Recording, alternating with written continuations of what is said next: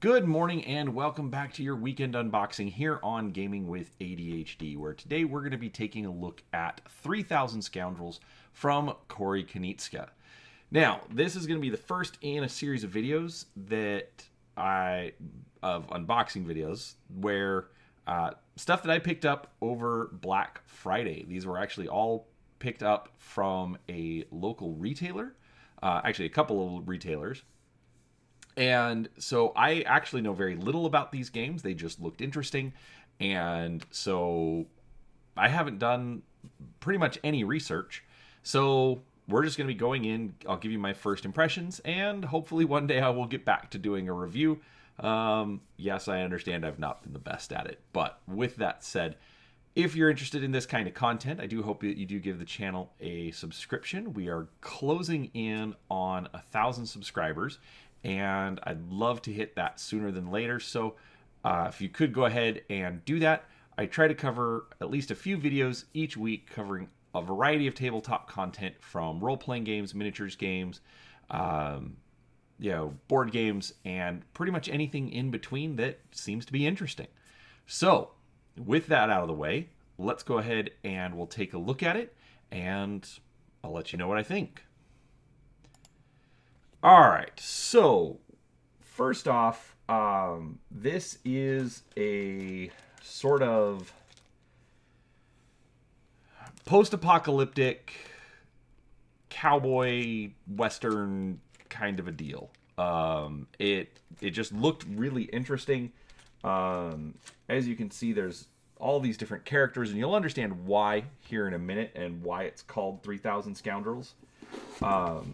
But just looking at the back, kind of, it was just intriguing, and for the price that we were able to get it at, I'm really curious to try it out. It's got a couple of mechanics that I think are really interesting. I've used them in a couple of other games, and I'm curious to see how this one works. So, obviously we've got a little bit of our contents here on the back, but let's take a look inside. So, obviously, the first thing we have is the rule book. It is not very big. We're looking at 16 pages total, including front and back cover. Looks like there is a QR code to see a watch it played video to learn how to play the game instead of just reading the rules. I am mixed on those videos, not necessarily saying they do a bad job. I just don't always follow it very well with the ADHD, so we'll see. But component list, overview of the game. Each player is the leader of a faction seeking technology left behind by a mysterious visitor known as the Traveler. The feds will be here in a few days, so grab as much technology as you can before they arrive. At the end of the game, the player with the most tech wins and will determine the fate of the American frontier. So, okay, so I was wrong. It is not a post-apocalyptic Western. It actually is Old West, so this says 1889. But, let's just say, cybernetic arms, things like that. Stuff that you would kind of expect more in a futuristic setting. Like we've got this for an atomic generator. But rulebook actually looks fairly clean. Lots of details, lots of examples. Corey Konieczka has been creating games with Fantasy Flight Games for years. So while their rulebooks are not always the best, he's got some experience. And then obviously we've got a quick reference and the credits here on the back. So this, still looks solid. All right. So these are the different faction cards. So looks like they're playing off of this poker motif. We've got the 4 different suits you'd find in a poker deck. Preston Kane, Doc Zimmer, Lilith Boone, and Milton Goff. So basically this is going to be your player sheet. So the backs are actually kind of interesting. I snuck a peek at this earlier. So like each one seems to have like a little bit of a little mini comic, giving background on the particular character. So that's actually cool. That's a fun way to get some background in. All right, we've got tokens. So these over here, these are henchman tokens, which the set that we got came with these deluxe versions. These are sort of poker chip style. I think they're more plastic than clay, but they are also weighted, so they've got a little bit of heft to them. These are nice. Definitely not going to have a problem replacing some cardboard tokens, but pretty self-explanatory. We've got, I'm going to assume these are probably points, the money,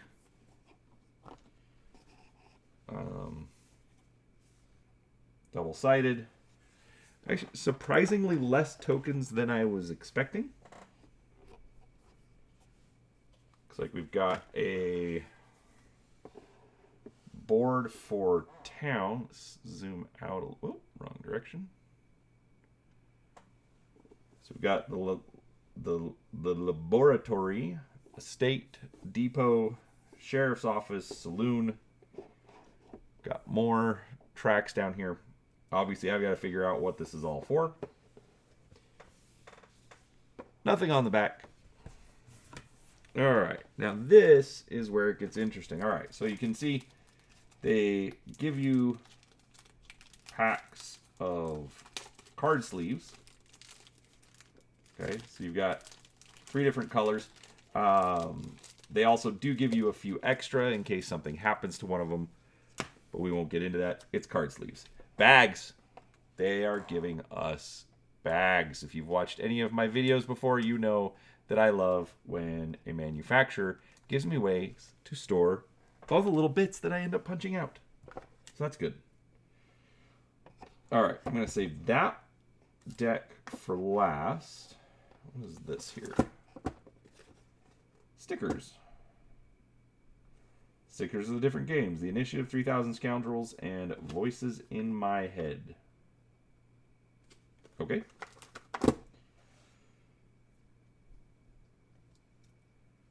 I don't know what I will do with said stickers. They give me stickers. Alright. These look like different component cards. We've got poker style cards. I wonder if you get ace, 2, 3, 4, 5, 6, 0. All right, so you're getting 7 of each instead of all 13.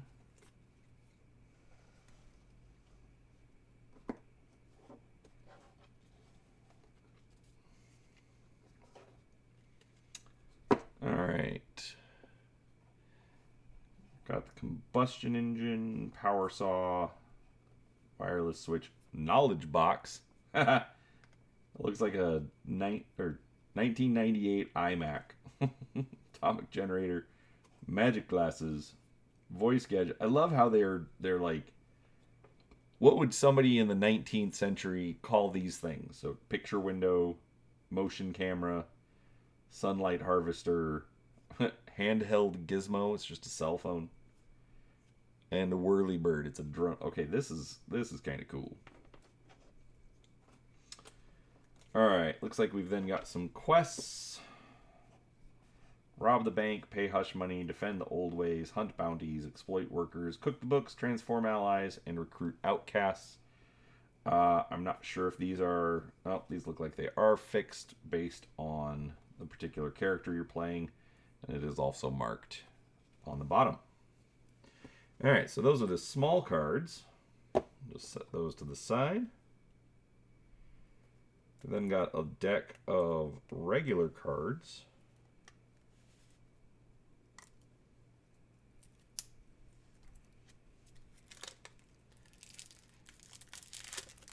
Alright, looks like some of them are just reference cards. So yeah, so we've got Steps of a Turn, Let me zoom in a little bit more.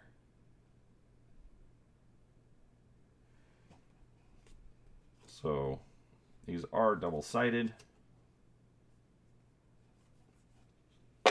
Okay. Now, these are all... Remember, you're trying to recruit a crew. So elderly, generous, cruel, patient, spiteful. So these look like trait cards. It's also kind of interesting. So like after you lose reputation, and then it's kind of blank. So lots of different characters here. The art's really good. I really like the art. It really very much got an Old West feel to it. I think I'm going to have to contact Shane Hensley and see if he would like to come over and try this. He's a big fan of Westerns. Alright, so now this is the interesting bit. If I can get these out. So this set of cards are clear. So you'll actually take these, put these into the card sleeves. I'm not going to put them in right now. And then on your turn, basically you're going to make the Scoundrels by sliding this portion into the sleeve underneath the clear portion. So we've got, in this case, an elderly prospector, which says gain $3. So when we put it together, it says start of your turn, use then discard, gain $3. I don't know exactly what that means, but it's interesting because it's giving you completely different abilities.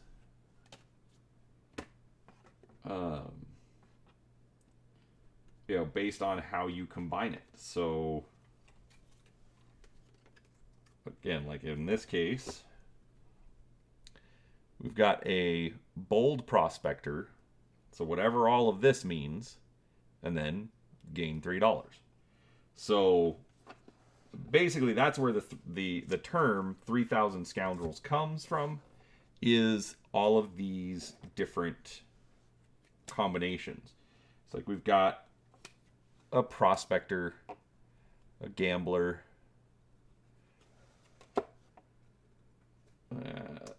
cards stuck together,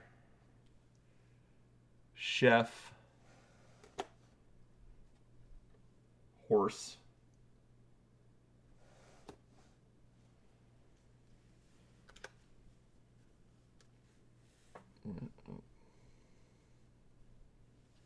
got some, I'm not sure how hair got in there, unless it just fell off my beard all of a sudden.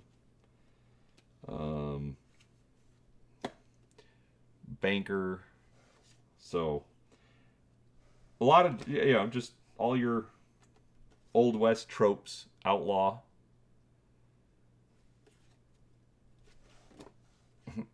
Test subject. But yeah, you get quite a few of these. I want to say it's like 60. Yeah, 60 clear cards. And then about another 60 of the backing cards. So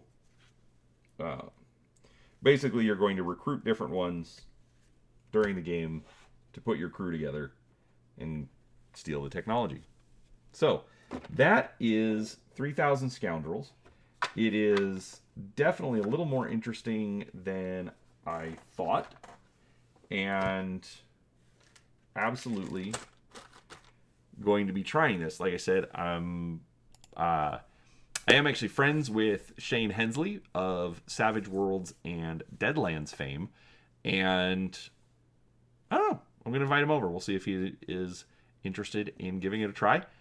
I'll follow up in my review. But regardless, 3,000 Scoundrels from Corey Konieczka, available at fine local game stores everywhere, theoretically. But yeah, definitely going to be giving this a chance. So I hope you found it interesting. If you did, please do give it a thumbs up. Don't forget, subscribe to the channel for more tabletop gaming content. But thanks for watching, and we'll talk to you next time.